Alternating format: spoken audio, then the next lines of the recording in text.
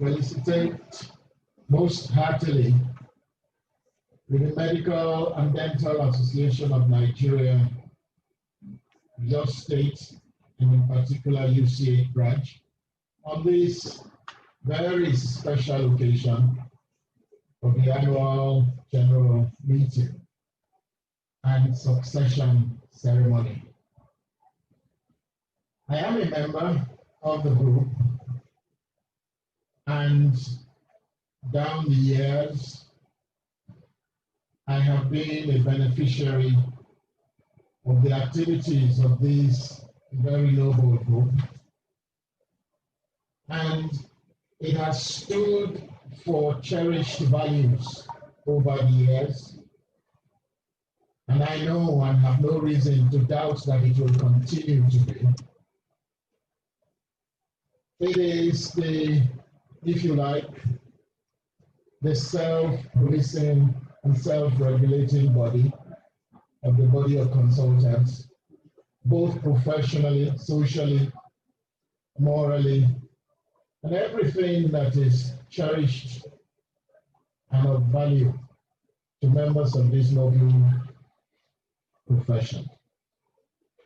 It is therefore my singular honor to have been asked to chair today's event, and I do so gladly with all sense of humility, knowing that there are many others who would have been called upon, and calling on me is simply an honor which I accept gladly. And I would not at this point in time wish to make too long a statement, but rather wait till just before the lecture, when I will have the opportunity again of saying a word or two about the lecturer for today. But in the meantime, I know that all of these events, I was introduced as a reverend gentleman, and I am, in addition to being a cardiologist. And on Sunday, I had the opportunity to welcome the outgoing EXCO and welcome the incoming EXCO of our noble association at my church. And we had the joy of praying together, looking forward for another successful year beyond the ceremony of this week. And I know that through the grace of God, it will be a resounding success. And therefore, I wish to congratulate the outgoing executive for the very stable tenure that we have had, and the very peaceful and industrial harmony we have enjoyed within the precincts of both the College of Medicine and the University College Hospital, due to the very credible leadership we have had. And I have no doubt that what is coming in, there has been a very, very seamless, smooth handover of the baton. And I know that that same spirit that has attended the outgoing tenure will come even in a double form to the incoming executive.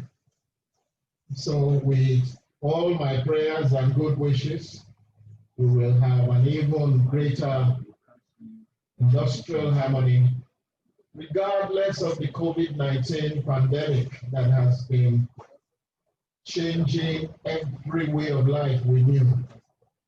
Everything has been changed. But nevertheless, I am sure that through the grace of God,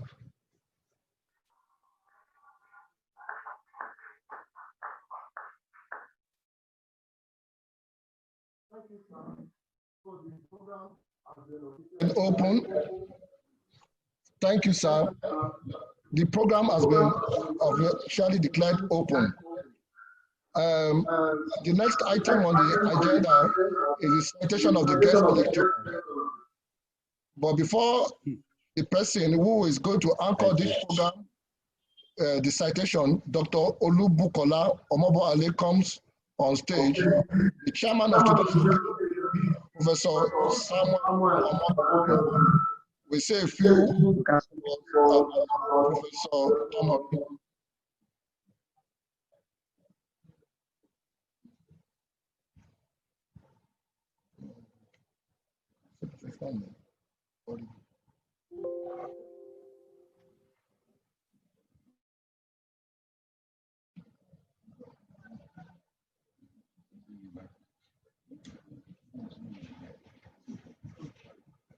Right.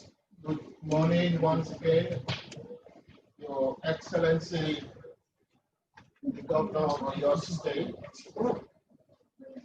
ably represented by the Commissioner for Health in your state, and I will maintain the order protocol already established. I thought it necessary to make this remark at this juncture so that we can set the stage for getting on to the lecture immediately after the citation.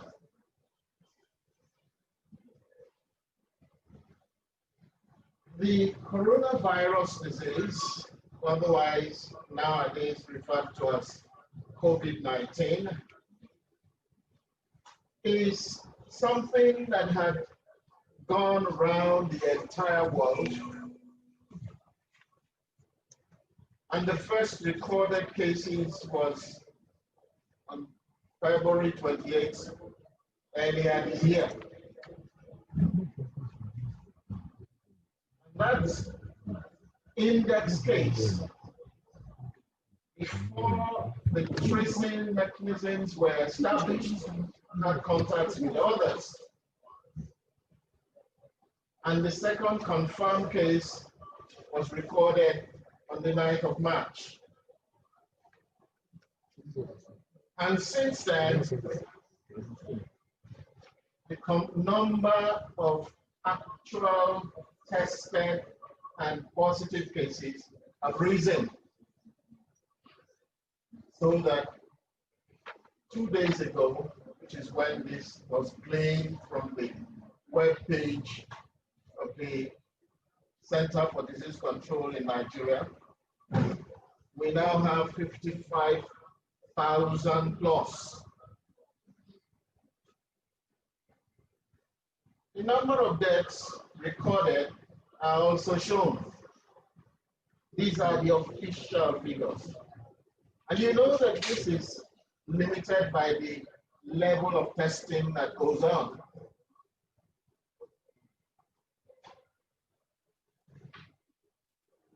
Every facet of life has been affected. Much of the views that are shown on the screen are now commonplace. In fact, you call them the new normal.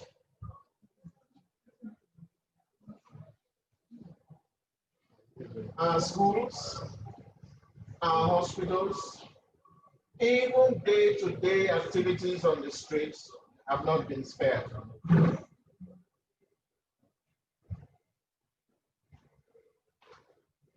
The thing that MDCAN has chosen is so apt because there are many people who are asking questions. And many of these questions sometimes get confusing answers. What are the facts and the myths? What is the global burden of this disease? What is the national burden?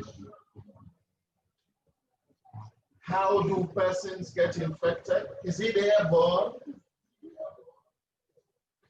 Is there a cure? Is there a preventive cocktail that people can take and be protected against this condition? How far are we to a viable vaccine?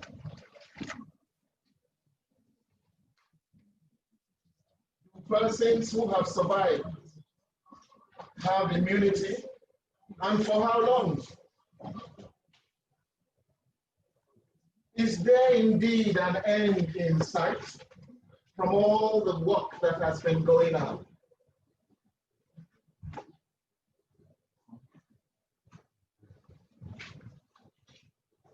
I have no doubt that to do justice to the subject of today's guest lecture, the right person has been chosen. And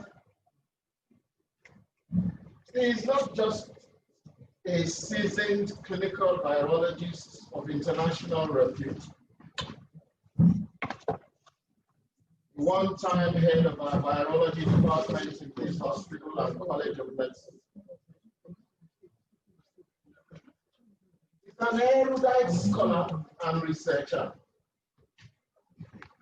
a former vice chancellor of the Redeemer University and architect of the NCDC accredited reference laboratory in Ede. I met him at close quarters in the early 80s, in the late 80s and early 90s through a mutual acquaintance who is unfortunately late now. And one thing I got to know about him, which I want to prepare you for in listening to today's lecture, is the manner in which he effortlessly presents complex issues with great simplicity. And this, you will find, is often wrapped in a coating of wit and a deep sense of humor. In this latter regard, I assure you, he has not mutated. Therefore, guard your loins and be ready for the deep sense of humor and wit, which you will be treated to at today's lecture. And with this, I would like to invite Dr. Olubukola Mobowale to give the citation of the lecturer for today, after which we will go on to listen to the lecture. Dr. Mobowale. Thank you very much for the anchor. And again, I want to stand on the already established protocol and make the following remarks as we close this session of the opening ceremony. We have no doubt been treated to a very topical subject of science and misscience of COVID-19 pandemic. And a number of thoughts have been raised, particularly by our guest lecturer today, but also I want to commend the contributions of Professor Wura Shokumbi and Professor Kayode Ashubade and Dr. Ladipo for the ways in which they have brought together the thoughts that have been stimulated from Professor Tomori's lecture.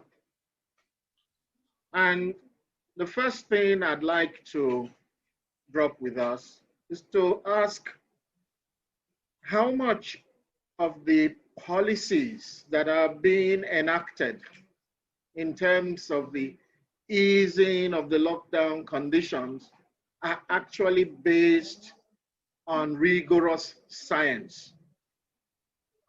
We are beginning to see that there is something of a gap between what science is saying on the one hand and some of the policies that are beginning to emerge. And what I'm hoping and praying is that we will not run into a situation in which, like some other countries have been experiencing, where we will need to go back on the lockdown situations. But I hope very much that what we are witnessing at the moment, we will be able to escape that necessity. And I don't want to go through some of those things again. That are we opening the schools too soon? Are we opening the universities as is being advocated too soon? Are we going to witness another spike? Now, a number of new things we are told have been introduced. New criteria for discharge are being introduced. And I hope that these have been proposed and put out based on actual testing and true science, and that we will not have a situation in which we will be having to recall some of these policies over and over again. But there are also some policies that have been based, and I want to thank MD Khan for being proactive in this direction, and also to thank the COVID-19 task force in UCH for taking time to analyze the data available, data at our disposal, and to point out what could be amiss in some of this data, and to point out the caution that we need to exercise in applying some of this information. And I hope that in that regard, I usually say that it is better to err on the side of caution. And when caution is thrown to the winds, it's not only those who are engaging in that suffer. The unfortunate public sometimes bear the brunt of such decisions, and they can be far-reaching.